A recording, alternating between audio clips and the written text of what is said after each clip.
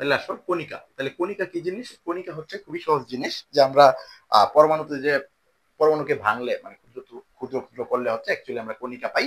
তো এই কণিকা আসলে তিন ধরনের কণিকা পাই আমরা। কত ধরনের কণিকা পাই? তিন ধরনের। কণিকার সংখ্যা টঙ্কা কোথাও আসবে না, তিন ধরনের কণিকা পাই আর কি। হ্যাঁ, একটা হচ্ছে স্থায়ী কণিকা, একটা হচ্ছে অস্থায়ী কণিকা, আরেকটা হচ্ছে কম্পোজিট কণিকা। আরেকটা কি কণিকা?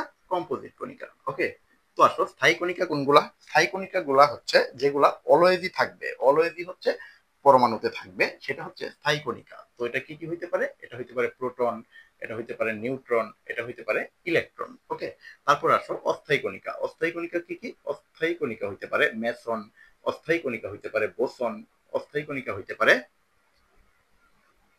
Positron, নিউট্রনো, anti নিউট্রনো,